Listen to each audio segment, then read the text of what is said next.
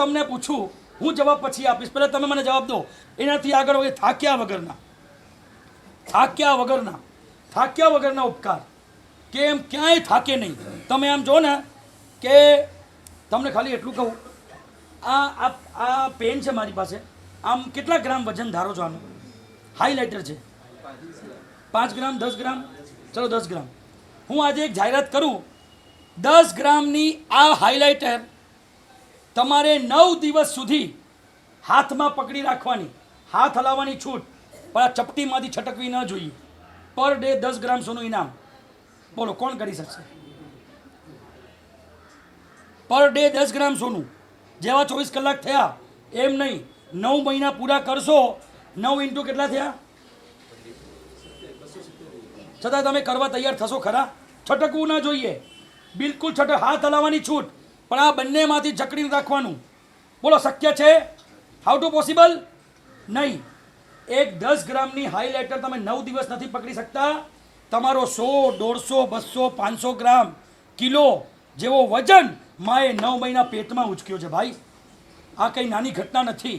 જ્યારે તમે પેટમાં હતા થાકી નથી, કંટાળી નથી. કોઈએ કીધું આ નહીં ખાતા માએ તે છોડ્યું, આમ નહીં ચાલતા તો એ ચાલવાનું છોડી દીધું. કોઈએ કીધું ટીવી નહીં જોતા ટીવી છોડી દીધી. કોઈ કીધું મોબાઈલ રેડિયેશનથી છોકરાને નુકસાન થશે તો મોબાઈલ છોડી દીધો. બધું જ છોડી દે, મારા છોકરાની સુરક્ષા થવી જોઈએ. આ થાક્યા વગરનો ઉપકાર. એકવાર મેં બહુ સરસ મજાનું વાંચ્યું હતું, તમને આશ્ચર્ય થશે કે મમ્મી છે ને, તમને જોજો, મમ્મી જ્યારે બાળકને ઉપાડે ત્યારે કેવી રીતે ઉપાડે? અહીંયા આને શું કહેવાય? કેળ કહેવાય, કેળે ઉપાડે. બાપ જ્યારે ઉપાડે ત્યારે ક્યાં ઉપાડે? ખંદા ઉપર. હું તમને પૂછું, હું જવાબ પછી આપીશ, પહેલાં તમે મને જવાબ દો. મમ્મી કેળે કેમ ને બાપ ખભે કેમ?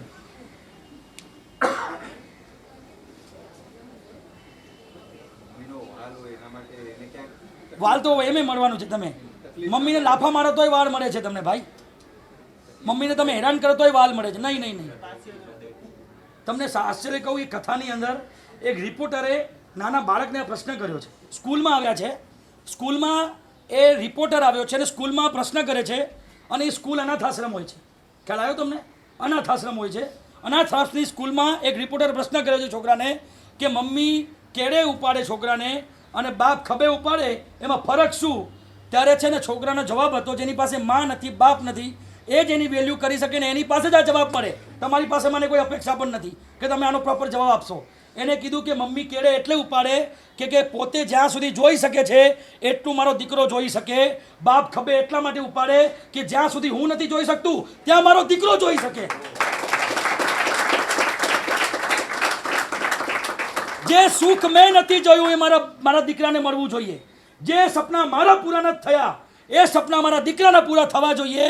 આ છે શરત વગરના ઉપકાર, થાક્યા વગરના ઉપકાર.